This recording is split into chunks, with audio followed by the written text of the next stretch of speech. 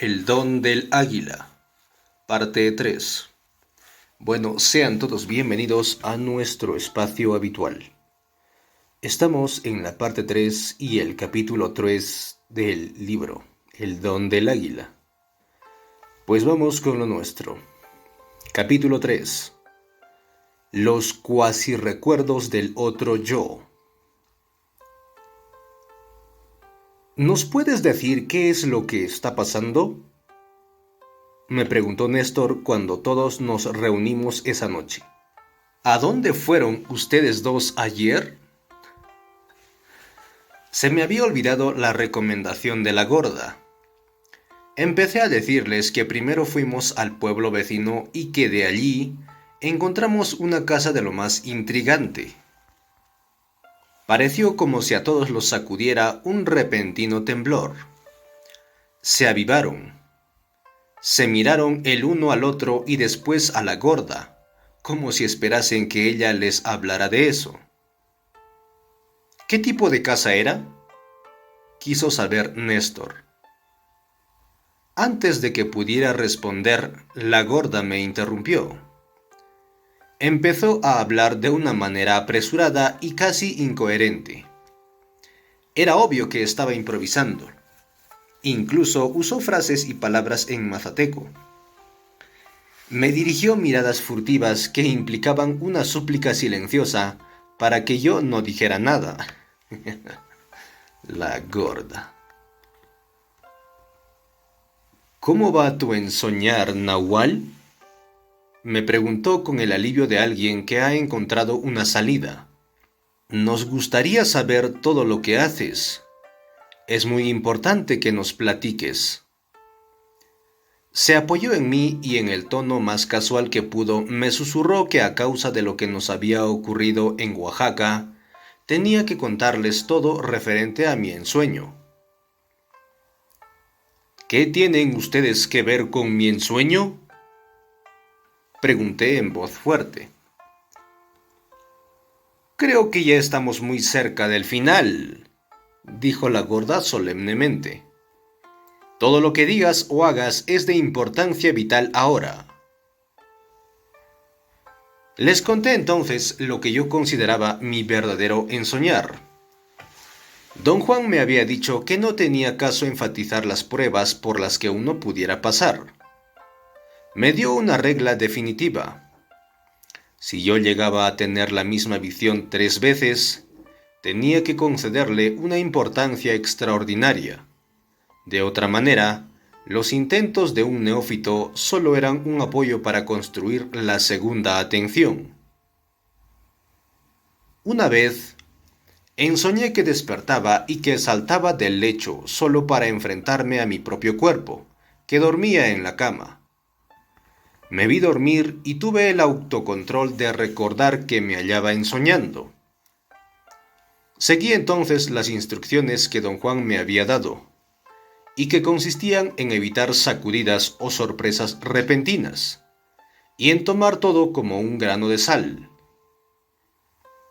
El ensoñador tiene que envolverse, declaraba don Juan, en experimentos desapasionados.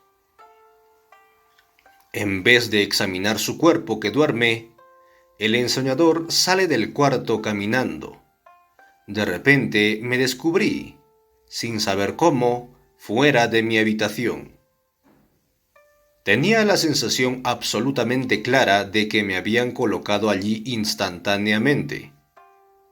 En el primer momento que me hallé parado fuera de mi cuarto, el pasillo y la escalera parecían monumentales. Si hubo algo que de verdad me aterró esa noche, fue el tamaño de esas estructuras, que en la vida real son de lo más comunes y corrientes.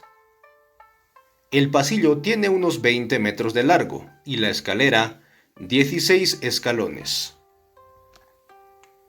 No podía concebir cómo recorrer las enormes distancias que estaba percibiendo.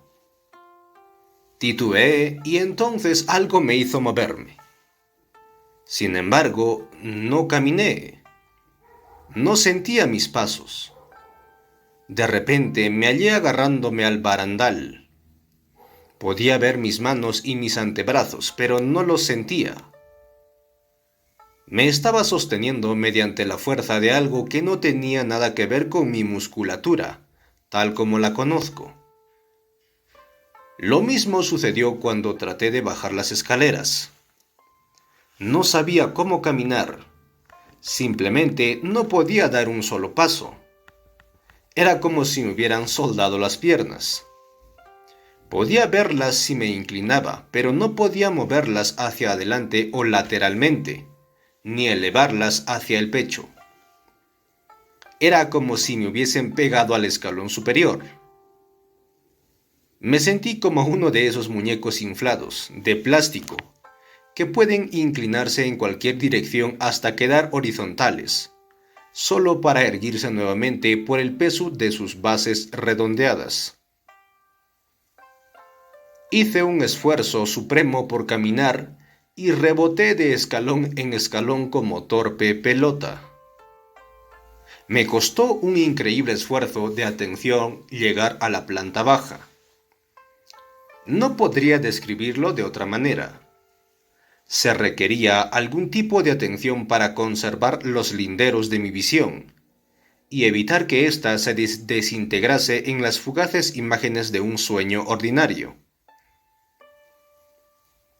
Cuando finalmente llegué a la puerta de la calle, no pude abrirla. Lo traté desesperadamente, pero sin éxito. Entonces recordé que había salido de mi cuarto deslizándome, flotando como si la puerta hubiese estado abierta. Con solo recordar esa sensación de flotación, de súbito ya estaba en la calle. Se veía oscuro, una peculiar oscuridad, gris ploma, que no me permitía percibir ningún color. Mi interés fue atrapado al instante por una inmensa laguna de brillantez, que se hallaba exactamente frente a mí, al nivel de mi ojo. Deduje, más que divisar, que se trataba de la luz de la calle, puesto que yo sabía que en la esquina había un farol de 7 metros de altura. Supe entonces que me era imposible hacer los arreglos perceptivos requeridos para juzgar lo que estaba arriba, abajo, aquí o allá. Todo parecía hallarse extraordinariamente presente. No disponía de ningún mecanismo como en la vida cotidiana para acomodar mi percepción. Todo estaba allí, enfrente, y yo no tenía volición para construir un procedimiento adecuado que filtrara lo que veía. Me quedé en la calle, perplejo hasta que empecé a tener la sensación de que estaba levitando. Me aferré al poste metálico que sostenía la luz y el letrero de la calle. Una fuerte brisa me elevaba. Estaba deslizándome por el poste hasta que leí con claridad el nombre de la calle: Ashton. Meses después, cuando nuevamente tuve el ensueño de mirar a mi cuerpo que dormía, ya tenía un repertorio de cosas por hacer. En el curso de mi ensoñar habitual había aprendido que lo que cuenta en ese estado es la voluntad. La materialidad del cuerpo no tiene relevancia. Es solo un recuerdo que hace más lento al ensoñador. Me deslicé hacia afuera del cuarto sin titubeos, ya que no tenía que llevar a cabo los movimientos de abrir la puerta o de caminar para poder moverme. El pasillo y la escalera ya no me parecieron tan enormes como la primera vez. Avancé flotando con gran facilidad y terminé en la calle, donde me propuse avanzar 3 cuadras. Me di cuenta entonces de que las luces aún eran imágenes muy perturbadoras. Si enfocaba mi atención en ellas, se convertían en estanques de tamaño inconmensurable. Los demás elementos de ese ensueño fueron fáciles de controlar. Los edificios eran extraordinariamente grandes, pero sus rasgos me resultaban conocidos. Reflexioné qué hacer, y entonces De una manera bastante casual, me di cuenta de que si no fijaba la vista en las cosas y solo las hojeaba, tal como hacemos en nuestro mundo cotidiano, podía ordenar mi percepción. En otras palabras, se seguía las instrucciones de don Juan al pie de la letra, y tomaba mi ensoñar como un hecho. Podía utilizar los recursos perceptivos de mi vida de todos los días. Después de unos cuantos momentos, el escenario se volvió controlable, si bien no completamente normal. La siguiente vez que tuve un ensueño similar, fui al restaurante de la esquina. Lo escogí porque solía ir allí siempre a la madrugada. En mi ensueño vi a las conocidas meseras de siempre que trabajaban el turno de esa hora. Vi una hilera de gente que comía en el mostrador, y exactamente al final del mismo, vi a un tipo extraño, un hombre al que veía todos los días vagabundeando por el recinto de la Universidad de California, en Los Ángeles. Él fue la única persona que realmente me vio. En el instante en que llegué pareció sentirme. Se volvió y me observó. Encontré al mismo hombre en mis horas de vigilia. Unos cuantos días después, en el mismo restaurante. Me vio y pareció reconocerme. Se horrorizó y se fue corriendo sin darme oportunidad de hablarle. En otro ensueño, regresé una vez al mismo lugar, y entonces fue cuando cambió el curso de mi ensoñar. Cuando estaba viendo el restaurante desde el otro lado de la calle, la escena se alteró. Ya no podía seguir viendo los edificios conocidos. En vez de eso, vi un escenario primigenio. Ya no era de noche, era un día brillante, y yo me hallaba contemplando un valle exuberante. Plantas pantanosas de un verde profundo, con forma de junquillos, crecían por doquier. Junto a mí había un promontorio de rocas de 3 o 4 metros de altura. Un enorme tigre, dientes de sable, se hallaba sentado allí. Quedé petrificado. Nos miramos el uno al otro fijamente durante largo rato.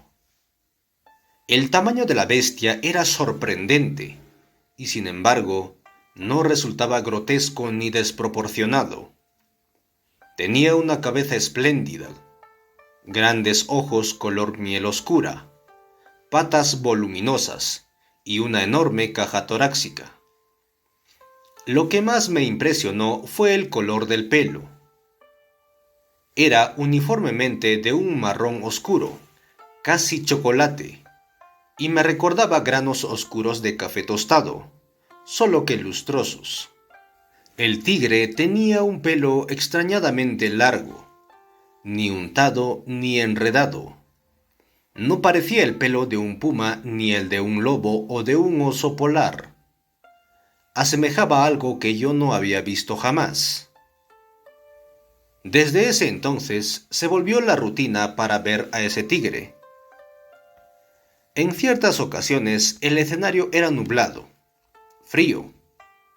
Veía lluvia en el valle, lluvia espesa, copiosa. Otras veces, el valle estaba bañado por luz solar. Muy a menudo podía ver a los otros tigres dientes de sable en el valle, escuchar su insólito rugido chirriante, un sonido de lo más asqueante para mí. El tigre nunca me tocaba. Nos mirábamos el uno al otro a una distancia de 3 o 4 metros. Sin embargo, yo sabía lo que quería. Me estaba enseñando a respirar de una manera específica.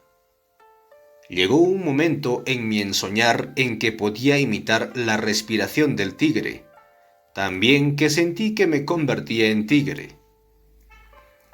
Les dije a los aprendices que una consecuencia tangible de mi ensoñar era que mi cuerpo se había vuelto más musculoso. Después de oír mi relación, Néstor se maravilló de cuán distinto era el ensoñar de ellos al mío. Ellos tenían tareas concretas en un ensueño. La suya era encontrar curaciones para todo lo que afligía al cuerpo humano. La de Benigno era predecir, prever, encontrar soluciones para cualquier cosa que fuera una preocupación humana. La tarea de Pablito consistía en hallar maneras de construir. Néstor dijo que a causa de esas tareas él negociaba con plantas medicinales. Benigno tenía un oráculo y Pablito era carpintero. Añadió que hasta ese momento los tres apenas habían rasguñado la superficie de su ensoñar y que no tenían nada sustancial que informar. Tú podrás pensar que hemos logrado mucho, continuó. Pero no es así. Genaro y el Nahual hacían todo por nosotros y por estas 4 viejas. Todavía no hemos hecho nada por nosotros mismos. Me parece que el Nahual te preparó de una manera diferente, observó Benigno con gran lentitud y deliberación. Tú has de haber sido un tigre, y con toda seguridad te vas a volver tigre otra vez. Eso fue lo que le pasó al Nahual. Él había sido un cuervo antes, y cuando estuvo en esta vida, se volvió cuervo otra vez.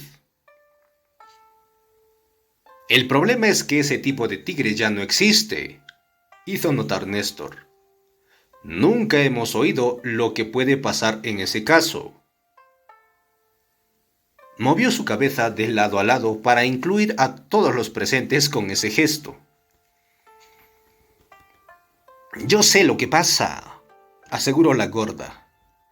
Recuerdo que el Nahual Juan le llamaba a eso el ensueño fantasma. Dijo que ninguno de nosotros ha hecho jamás ese tipo de ensoñar, porque no somos violentos ni destructivos. Él nunca lo hizo. Y dijo que cualquiera que lo haga está marcado por el destino para tener aliados y ayudantes fantasmas. ¿Qué quiere decir eso?, pregunté a la gorda. Quiere decir que no eres como nosotros, respondió sombríamente. La gorda se veía muy agitada. Se puso en pie y caminó de un extremo a otro del cuarto, 4 o 5 veces, hasta que nuevamente tomó asiento a mi lado. Hubo una brecha de silencio en la conversación. Josefina masculló algo ininteligible. Ella también parecía estar muy nerviosa. La gorda trató de tranquilizarla, abrazándola y palmeándole la espalda. Josefina te va a decir algo sobre Eligio, me anunció la gorda. Todos se volvieron a Josefina, sin emitir una sola palabra, con los ojos interrogantes. A pesar de que Eligio ha desaparecido de la faz de la tierra, continuó la gorda, todavía es uno de nosotros y Josefina platica con él de vez en cuando. Repentinamente todos se hallaban muy atentos. Se miraron el uno al otro y después me miraron a mí. Se encuentran en el ensueño, sentenció la gorda drásticamente. Josefina inhaló con fuerza. Parecía estar en el pináculo de la nerviosidad. Su cuerpo se sacudió convulsivamente. Pablito se tendió encima de ella, en el suelo, y comenzó a respirar con fuerza, obligándola a respirar al unísono con él. ¿Qué es lo que está haciendo?, le pregunté a la gorda. ¿Qué es lo que está haciendo? ¿A poco no puedes verlo?, respondió con tono cortante. Le susurré que me daba cuenta que Pablito estaba tratando de calmarla, pero que el procedimiento era una novedad para mí. Explicó que los hombres tienen una abundancia de energía en el plexo solar, la cual las mujeres pueden almacenar en el vientre.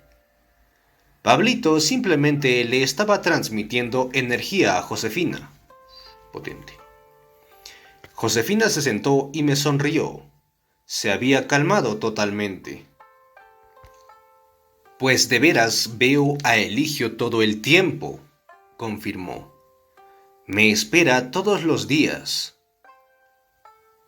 ¿Y por qué nunca nos dijiste nada de eso?, reprochó Pablito con tono malhumorado. Me lo dijo a mí, interrumpió la gorda, y después prosiguió con una larga explicación de lo que significaba para todos nosotros que Eligio se hallara a nuestra disposición. Agregó que ella había estado esperando un signo mío para revelar las palabras de Eligio. No te andes por las ramas, mujer, chilló Pablito. Dinos lo que dijo. Lo que dijo no lo dijo para ti, gritó la gorda como respuesta. ¿Y para quién lo dijo entonces?, preguntó Pablito. Para este nahual, gritó la gorda señalándome. La gorda se disculpó por alzar la voz. Dijo que todo lo que Eligio había dicho era complejo y misterioso, y que ella no podía sacar ni pies ni cabeza de todo eso. Yo nada más lo escuché. Eso fue todo lo que pude hacer, escucharlo, continuó la gorda. ¿Quieres decir que tú también has visto a Eligio?, indagó Pablito con un tono que era una mezcla de ira y de expectación. Sí, respondió la gorda casi susurrando. Antes no podía hablar de esto porque tenía que esperarlo a él. Me señaló y después me empujó con las dos manos. Momentáneamente perdí el equilibrio y caí a un lado. ¿Qué es esto? ¿Qué le estás haciendo?, censuró Pablito con voz muy enojada. ¿A poco esas son muestras de amor indio? Ay. Me volví a la gorda. Ella hizo un gesto con los labios para que guardara silencio. Eligio dice que tú eres el nahual, pero que no eres para nosotros, me advirtió Josefina. Hubo un silencio mortal en el cuarto. No supe qué pensar de la aseveración de Josefina. Tuve que esperar hasta que otro hablase. Te sientes como si te hubieran quitado un peso de encima, ¿no?, me punzó la gorda. Les dije a todos que no tenía opiniones de ningún tipo. Se veían como niños desconcertados. La gorda tenía un aire de una maestra de ceremonias que está completamente apenada. Néstor se puso en pie y enfrentó a la gorda. Le dijo una frase en mazateco. Sonaba como orden o reproche. Dinos todo lo que sabes, gorda, continuó en castellano. No tienes derecho a jugar con nosotros, a guardarte algo importante nomás para ti. La gorda protestó con vehemencia. Explicó que se había guardado lo que sabía, porque Eligio le ordenó que así lo hiciera. Josefina asintió con la cabeza. ¿Todo esto te lo dijo a ti o se lo dijo a Josefina?, preguntó Pablito. Estábamos juntas, explicó la gorda con un susurro apenas audible. ¿Quieres decir que Josefina y tú ensueñan juntas?, exclamó Pablito sin aliento. La sorpresa de su voz coincidió con la ola de conmoción que parecía haber invadido a todos los demás. ¿Exactamente qué les dijo Eligio a ustedes dos? Apuró Néstor cuando el impacto había disminuido. Dijo que yo tenía que ayudar al nahual a recordar su lado izquierdo, contestó la gorda. ¿Tú sabes de qué está hablando esta? Me preguntó Néstor. No había manera de que yo lo pudiese saber. Les dije que buscaran las respuestas en sí mismos, pero ninguno de ellos expresó ninguna sugerencia.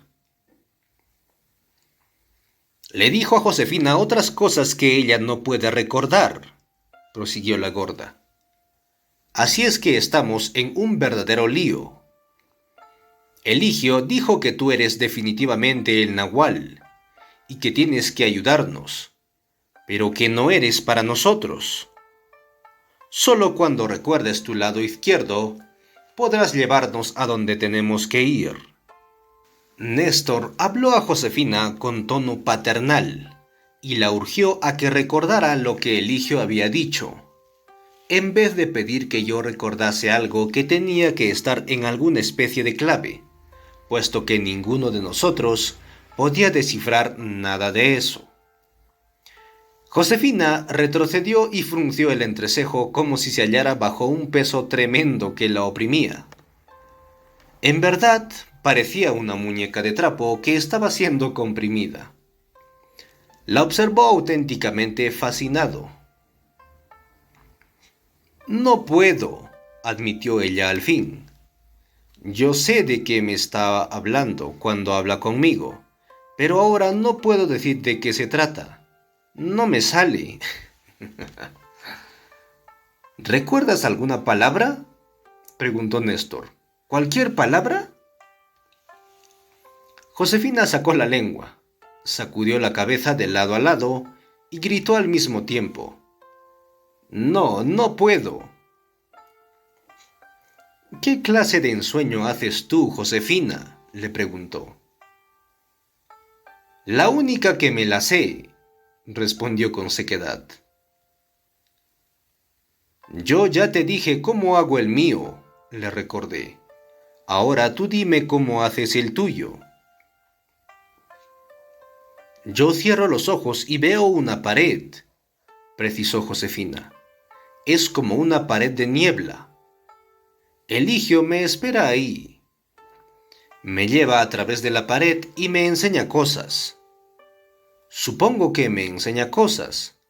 No sé qué es lo que hacemos, pero hacemos algo juntos. Después me regresa a la pared y me deja ir. Y yo me olvido de lo que vi. ¿Cómo ocurrió que te fuiste con la gorda? Señalé. Eligio me dijo que la llevara, contestó.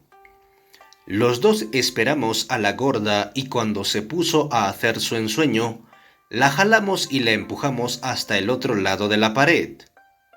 Ya lo hemos hecho 2 veces. ¿Cómo la jalaste? Pregunté. No sé, replicó desafiante. Pero te voy a esperar y cuando hagas tu ensueño te voy a jalar, y entonces ya vas a saber. ¿Puedes jalar a cualquiera? Pregunté. Claro, respondió sonriente, pero no lo hago porque no sirve de nada. Jalé a la gorda porque Eligio me dijo que quería decirle algo, no más porque ella es más juiciosa que yo.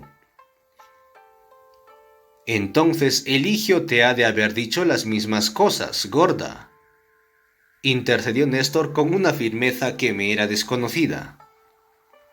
La gorda hizo un extraño gesto.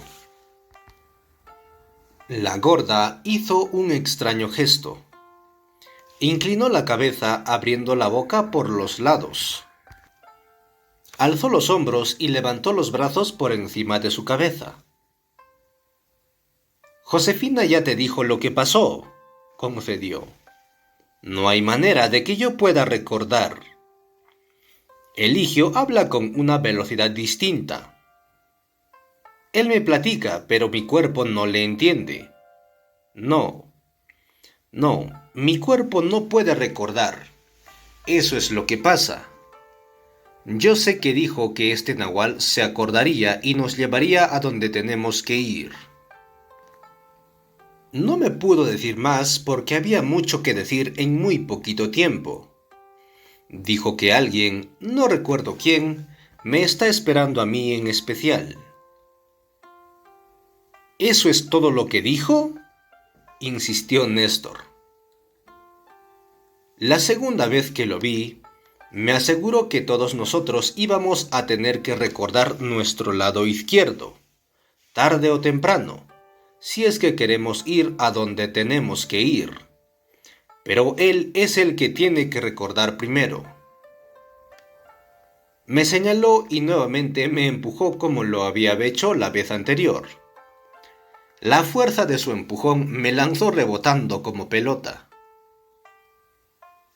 ¿Por qué haces esto, gorda?, protesté un tanto molesto. Estoy tratando de ayudarte a recordar.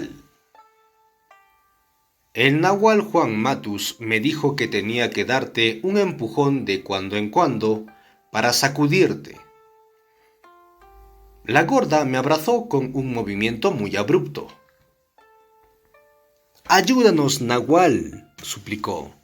Estaremos peor que muertos si no nos ayudas. Yo estaba a punto de llorar, no a causa del dilema de ellos, sino porque sentía algo agitándose dentro de mí. Era algo que había estado tratando de salir desde el momento en que fuimos a ese pueblo. La súplica de la gorda me rompía el corazón. Entonces tuve otro ataque de lo que me parecía ser hiperventilación. Un sudor frío me envolvió y después tuve que vomitar. La gorda me atendió con toda solicitud. Fiel a su práctica de esperar antes de revelar un logro, la gorda ni siquiera quiso considerar que discutiéramos nuestro ver juntos en Oaxaca. Durante varios días se mostró distante y deliberadamente desinteresada. Ni siquiera quería hablar de mi malestar. Tampoco las demás mujeres. Don Juan solía subrayar la necesidad de esperar el momento más apropiado para dejar salir algo que traemos almacenado. Yo comprendía las razones de las acciones de la gorda, aunque pensé que su insistencia en esperar era un tanto irritante y que estaba en desacuerdo con nuestras necesidades. No podía quedarme con ellos mucho tiempo, así es que pedí que nos reuniéramos para compartir todo lo que sabíamos. Ella fue inflexible. Tenemos que esperar, dijo. Tenemos que darle a nuestros cuerpos la oportunidad de proporcionarnos una solución. Nuestra tarea es recordar, no con nuestras mentes, sino con nuestros cuerpos. Todos nosotros lo entendemos así. Me miró inquisitivamente. Parecía buscar una clave que le dijera si yo también había comprendido la tarea. Reconocí hallarme completamente desconcertado, ya que yo era efectivamente un extraño. Yo estaba solo, y ellos se tenían los unos a los otros para darse apoyo. Este es el silencio de los guerreros, dijo riendo y después añadió con un tono conciliatorio. Pero este silencio no quiere decir que no podamos hablar de otras cosas. Tal vez debamos volver a nuestra vieja discusión de perder la forma humana. Había irritación en sus ojos. Le expliqué detalladamente que, en especial cuando se trataba de conceptos extraños, a mí se me tenía que clarificar constantemente sus significados. ¿Exactamente qué quieres saber?, preguntó. Todo lo que quieras decir, respondí. El nahual me dio a entender que perder la forma humana trae la libertad, dijo. Yo creo que es así, pero no he sentido esa libertad. Todavía no. Hubo otro momento de silencio. Obviamente, la gorda calculaba mi reacción. ¿Qué clase de libertad es esa?, pregunté. La libertad de recordarte a ti mismo. El nahual dijo que perder la forma humana es como una espiral. Te da la libertad de recordar, y esto, a su vez, te hace aún más libre. ¿Por qué no has sentido aún esa libertad?, pregunté. Chasqueó la lengua y alzó los hombros. Parecía confusa o renuente a proseguir la conversación. Estoy atada a ti, hasta que tú pierdas tu forma humana y puedas recordar. Yo no podré saber cuál es esa libertad, pero quizá tú no puedas perder tu forma humana a no ser que primero recuerdes. De cualquier manera, no deberíamos estar hablando de esto. ¿Por qué no te vas a platicar con los genaros? La gorda habló con el aire de una madre que envía a su hijo fuera a platicar. No me molestó en lo más mínimo. En cualquier otra persona, fácilmente yo habría tomado esa actitud como arrogancia o desprecio. Me gustaba estar con la gorda. Esa era la diferencia. Encontré a Pablito, Néstor y Benigno en la casa de Genaro, envueltos en un extraño juego. Pablito se hallaba suspendido más o menos a 1 metro del suelo, en algo que parecía ser un arnés de cuero oscuro que tenía atado con correas al pecho, bajo las axilas. El arnés semejaba un grueso chaleco de cuero.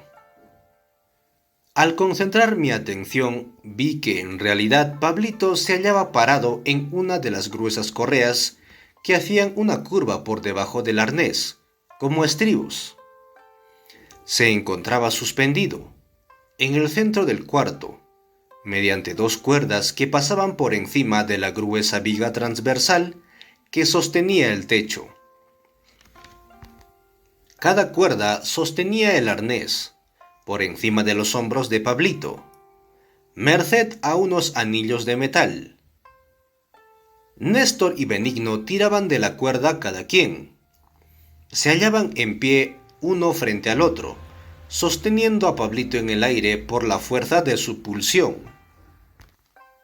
Pablito, a su vez, aferraba con todas sus fuerzas 2 palos largos y delgados, que habían sido plantados en el suelo, y que cabían cómodamente en sus manos apretadas. Néstor estaba a la izquierda de Pablito y Benigno a la derecha. El juego parecía ser una guerra de tirones desde 3 lados, una feroz batalla entre los que tiraban y el que se hallaba suspendido. Cuando entré en el cuarto, todo lo que pude oír fue la pesada respiración de Néstor y Benigno. Los músculos de sus brazos y de sus cuellos estaban hinchados por la tensión. Pablito no perdía de vista a ninguno de los dos, concentrándose en cada uno con miradas fugaces. Los 3 se hallaban tan absortos en su juego que ni siquiera advirtieron mi presencia, o si lo hicieron, no pudieron romper su concentración para saludarme. Néstor y Benigno se miraron el uno al otro de 10 a 15 minutos en silencio total. Después, Néstor trató de engañarlo soltando su cuerda. Benigno no cayó en la trampa, pero Pablito sí. Aceptó aún más su mano izquierda y afianzó sus pies en los palos para apuntalar su posición. Benigno aprovechó ese momento para dar un poderoso tirón, en el preciso instante en que Pablito aflojaba su fuerza. El tirón tomó por sorpresa a Pablito y a Néstor. Benigno se colgó de la cuerda con todo su peso. Néstor ya no pudo maniobrar y Pablito luchó desesperadamente para equilibrarse. Fue inútil. Benigno había vencido. Pablito se bajó del arnés y llegó hasta donde yo me encontraba. Le pedí que me hablara de su extraordinario juego. Me pareció un tanto renuente para hablar. Néstor y Benigno se nos unieron después de guardar sus aparejos. Néstor dijo que el juego había sido inventado por Pablito, quien halló la estructura en su ensueño y después lo concibió como juego. En un principio se trataba de un artificio que permitía tensar los músculos a dos de ellos al mismo tiempo. Se turnaban para elevados. Pero después, el ensueño de Benigno les permitió entrar en un juego en el que los tres tensaban los músculos y agudizaban su agilidad visual al permanecer en estado de alerta, a veces durante horas. Benigno cree que esto nos está ayudando para que nuestros cuerpos recuerden, prosiguió Néstor. La gorda, por ejemplo, juega de una manera bien rara. Siempre gana, no importa en qué posición se ponga. Benigno cree que es porque su cuerpo recuerda. Les pregunté si ellos también observaban la regla del silencio. Se rieron. Pablito dijo que más que nada, la gorda quería ser como el Nahual Juan. Lo imitaba deliberadamente, hasta en los detalles más absurdos. ¿Quieren decir que entonces sí podemos hablar entre nosotros de lo que pasó la otra noche?, pregunté, casi perplejo, ya que la gorda había sido tan enfática al negarse a hacerlo. Nosotros no tenemos trabas, reconoció Pablito. Tú eres el Nahual. Aquí, Benigno se acordó de algo, pero bien extraño, precisó Néstor sin mirarme. Yo creo que fue un ensueño a medias, adujo Benigno, pero Néstor cree que no. Esperé con paciencia. Con un movimiento de cabeza les urgí a que continuaran. El otro día él se acordó de que tú le enseñaste cómo encontrar huellas de gente en la tierra floja, declaró Néstor. Tuvo que haber sido un ensueño, dije. Quería reír de lo absurdo que era eso, pero los tres me miraron con ojos suplicantes. Es absurdo, recalqué. De cualquier manera, más vale que te diga que yo tengo un recuerdo parecido, dijo Néstor. Tú me llevaste a unas rocas y me explicaste cómo esconderme. Lo mío no fue un ensueño a medias. Yo estaba bien despierto. Un día iba caminando con Benigno, buscando plantas, y de repente me acordé que tú me aleccionaste. Así es que me escondí como tú me enseñaste y le pegué un sustazo a Benigno. ¿Yo te enseñé? ¿Cómo pudo ser? ¿Cuándo? Respondí. Me estaba empezando a poner nervioso. Ninguno de ellos parecía bromear. ¿Cuándo? Ahí está la cosa, convino Néstor. No podemos acordarnos de cuándo, pero Benigno y yo sabemos que eras tú. Me sentí pesado, oprimido. Mi respiración se volvió más dificultosa. Tuve miedo de volver a sentirme mal. En ese momento decidí contarles lo que la gorda y yo habíamos visto juntos. Hablar de eso me calmó. Al final de mi narración, de nuevo ya podía controlarme. El Nahual Juan Matus nos dejó un poquito abiertos, dijo Néstor. Todos nosotros podemos ver un poco. Vemos agujeros en la gente que tiene hijos y también, de vez en vez, vemos un pequeño resplandor en la gente. Puesto que tú no ves nada, parece que el Nahual te dejó completamente cerrado para que te vayas abriendo desde adentro. Ahora ya le ayudaste a la gorda, y ella puede ver por sí misma, o de lo contrario, está dejando que la lleves a cuestas. Les dije que lo que había ocurrido en Oaxaca pudo haber sido una chiripa. Pablito pensó que deberíamos ir a la roca favorita de Genaro y sentarnos allí con cabezas juntas.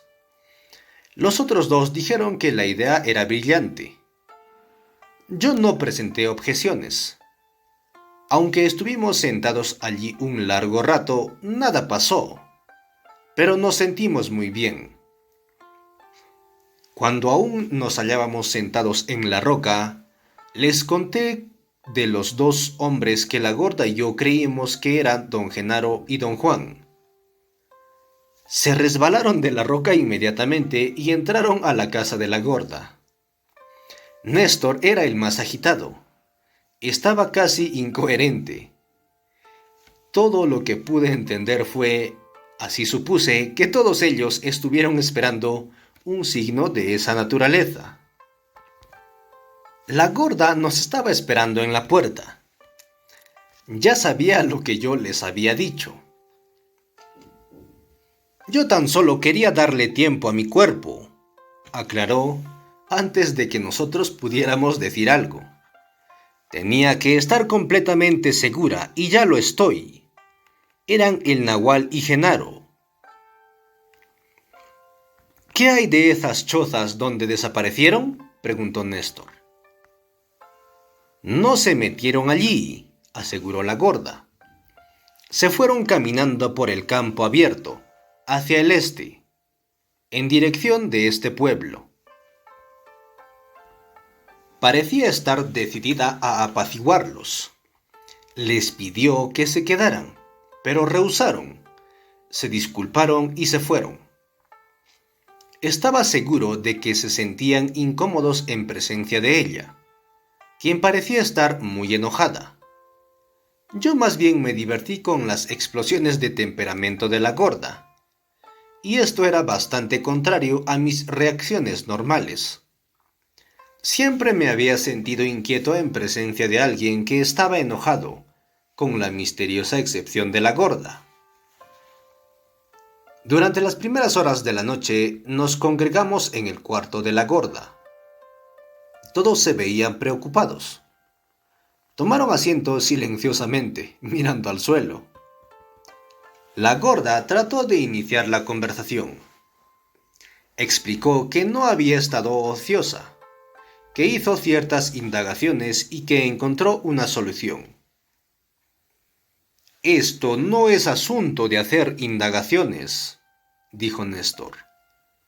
Esta es una tarea de recordar con el cuerpo. Parecía que todos habían estado conferenciando entre sí, a juzgar por los asentimientos que Néstor obtuvo de los otros. Eso nos dejó aparte a la gorda y a mí. Lidia también recuerda algo, continuó Néstor. Ella creía que era su pura estupidez, pero al oír lo que yo recordé, nos dijo que este nahual la llevó con una curandera y la dejó allí para que le curaran los ojos. La gorda y yo nos volvimos hacia Lidia. Ella inclinó la cabeza como si estuviera avergonzada. Habló entre dientes. El recuerdo seguramente le era muy doloroso. Dijo que cuando don Juan la encontró por primera vez, sus ojos estaban infectados y no podía ver. Alguien la llevó en automóvil una gran distancia, a una curandera que la sanó. Lidia siempre estuvo convencida de que don Juan había hecho eso, pero al oír mi voz se dio cuenta de que yo fui quien la llevó allí. La incongruencia de tal recuerdo la hundió en una agonía desde el primer día que me conoció. Mis oídos no me mienten, añadió Lidia después de un largo silencio. Tú fuiste el que me llevó allí. Imposible, imposible, grité. Mi cuerpo empezó a sacudirse, fuera de control. Tuve una sensación de dualidad. Quizá lo que yo llamo mi ser racional, incapaz de controlar al resto de mí, tomó asiento como espectador. Una parte mía observaba, mientras otra se sacudía. Fin de la parte 3 y fin del capítulo 3. Los cuasi recuerdos del otro yo. Bueno, gracias por acompañarnos en este espacio en audio. Bueno, nos volveremos a encontrar en la próxima entrega. Saludos a la distancia y adiós.